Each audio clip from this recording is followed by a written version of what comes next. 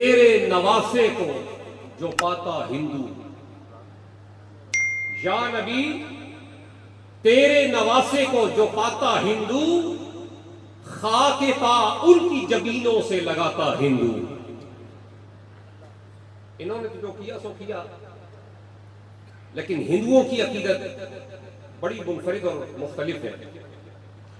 یا نبی تیرے نواسے کو جو پاتا ہندو، خاک پا ان کی جبینوں سے لگاتا ہندو، لے کے اصغر کو جو بھارت میں حسین آ جاتے، لے کے اصغر کو جو بھارت میں حسین آ جاتے، ان کو پانی کے عوض دودھ پلاتا ہندو، ان کو پانی کے عوض دودھ پلاتا ہندو۔ کربلا کی جگہ بھارت میں اگر ہوتا یزید، کربلا کی جگہ بھارت میں اگر ہوتا یزید، اتلا راون کی طرح اس کا جلاتا ہندو۔ عزیزان گرامی قدر، میں پیر سید شہزاد ظفر شاہ صاحب کو بارے دیگر مبارکباد پیش کرتا ہوں کہ اس قدر خوبصورت محفل پاک کا آپ نے اہتمام کیا۔ جس آیت کریمہ کو میں نے آپ کے سامنے بطور عنوان منتخب کیا ہے، وَقَانَ أَبُوهُمَا صَالِحًا، اس آیت کے ذیل میں عموماً آپ گفتگو سنتے ہیں، لیکن چند چیزیں میں آج آپ کے گوش گزار کرنا چاہتا ہوں۔ مولا علی کو نبی علیہ السلام نے مختص فرمایا ہے کہ یہ باب علم و حکمت ہے۔ حضور علم کا شہر ہے اور مولا علی باب علم و حکمت ہے۔ لیکن میں آج تھوڑا سا ایک تقابل یا توازن میں پیش کرنا چاہتا ہوں کہ بارگاہ بڑی خاص ہے۔ یہ لوگ جب کسی کو علم دیتے ہیں تو ان کے علم دینے کا جو طریقہ ہے وہ عام لوگوں سے بڑا مختلف ہے، بڑا منفرد ہے۔ نبی علیہ السلام کے ایک صحابی ہے، ان کا نام ہے حضرت عبداللہ بن مسعود رضی اللہ تعالی عنہ،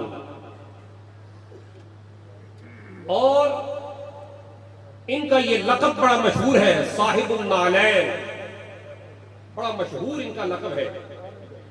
ان کے ایک شاگرد ہے حضرت علقمہ رضی اللہ تعالی عنہ، انہوں نے اپنے استاد حضرت عبداللہ بن مسعود سے پوچھا کہ استاد جی، آپ نے علم حاصل کرنے کے لیے بڑی محنت کی ہوگی، بڑی مشقت کی ہوگی، بڑی ریاضتوں کے بعد آپ اتنے قابل استاد بنے ہوں گے، لیکن حضرت عبداللہ بن مسعود نے ان کی سوچ کے بالکل مختلف جواب دیا۔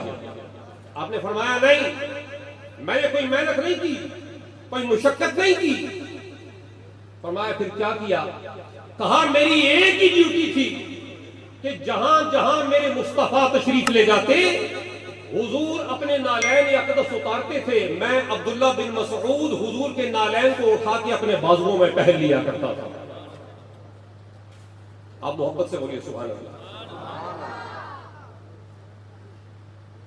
فرمایا میں حضور کے نالین اقدس کو ہاتھوں میں بھی تو پکڑ سکتے تھے، فرمایا میں بازوؤں میں پہن لیتا تھا، اور صرف پہنتا نہیں تھا، فرمایا پہن کے جو حضور کے نالین کے تلوے تھے ان کو میں اپنے سینے کی جانب موڑ لیتا، اور موڑ کے میں حضور کے نالین کے تلووں کو یوں اپنے سینے سے پیوست کر لیتا، لگا لیتا میں سینے کے ساتھ۔ پوچھا ہاتھوں کو کیوں خالی چھوڑتے تھے، ہاتھوں میں کیوں نہیں پکڑتے تھے؟ کہا ہاتھوں کو اس لیے خالی چھوڑتا تھا کہ میں اپنے آقا کو محبت کے ساتھ یہ اشارہ دے رہا تھا، حضور نالین تو میرے بازوؤں میں ہے، اگر عبداللہ بن مسعود کے لیے کوئی اور خدمت کی ہو تو میرے ہاتھ اب بھی حاضر ہے۔ تو پھر کیا کرتے ہیں؟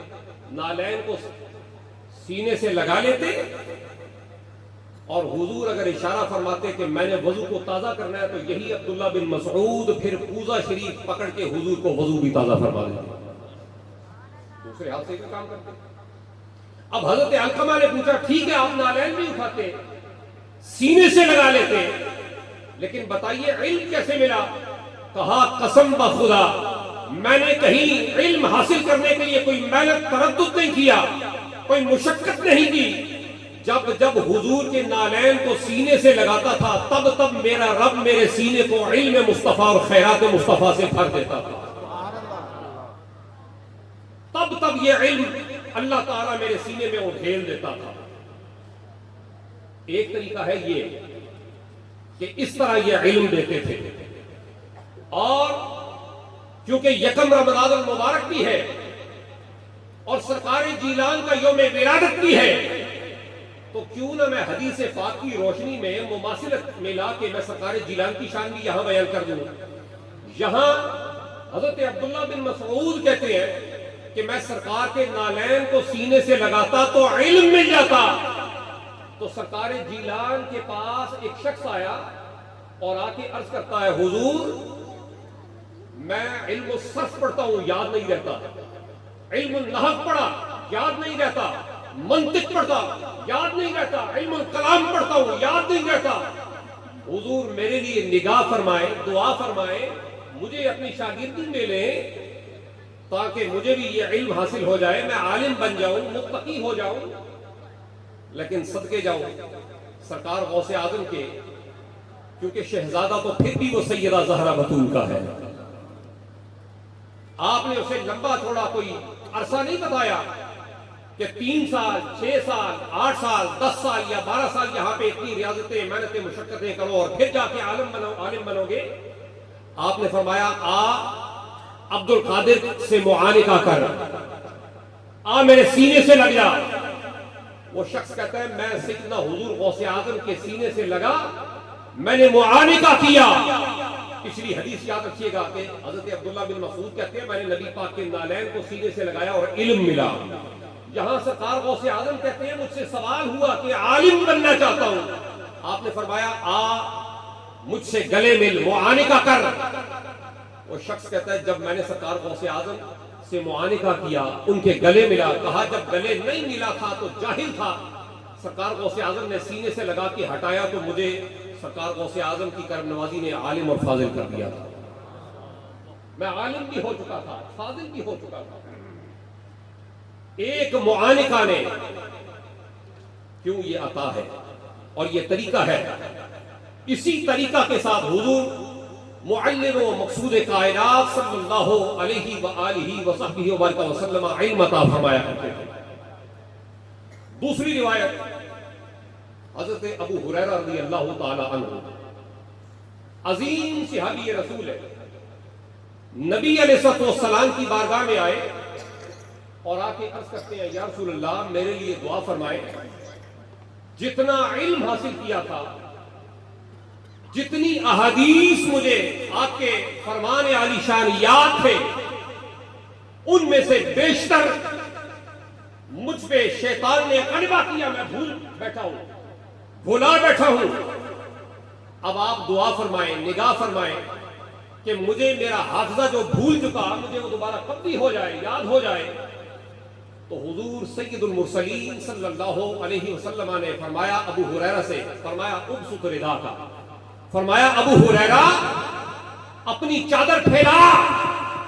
عجیب بات ہے کہ آپ نے ہر طرح کا لنگر تقسیم ہوتے دیکھا کہ فلاں برتن میں یہ لنگر جا رہا ہے، فلاں برتن میں یہ لنگر جا رہا ہے، یہ در مصطفیٰ ہے، یہاں پہ لوگ چادروں میں علم کی خیرات کا لنگر بھی لے کے جایا کرتے ہیں۔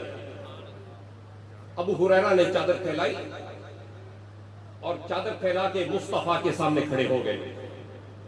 جب کھڑے ہوئے تو حضور نے خالی ہاتھوں سے اس طرح چلو بنا کے اشارہ کیا اور ابو ہریرہ کی اس چادر میں ڈال دیا۔ 1 بار 2 بار 3 مرتبہ، 3 بار بظاہر حضور نے خالی چلو بھر بھر کے ابو ہریرہ کی چادر میں ڈالے۔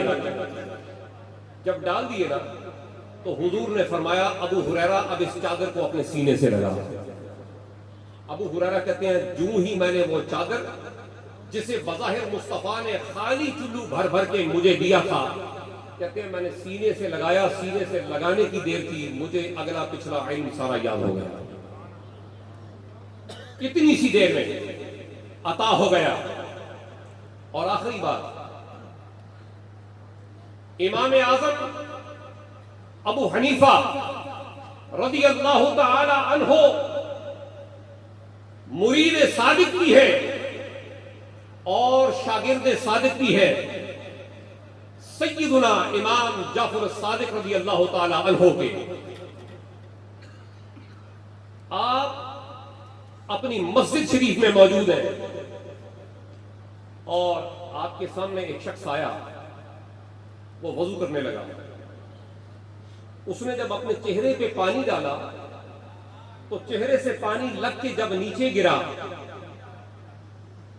تو امام اعظم ابو حنیفہ نے جب نگاہ فرمائی تو نگاہ فرما کے اس بندے سے پوچھا کیا کل تو نے یہ گناہ کیا تھا؟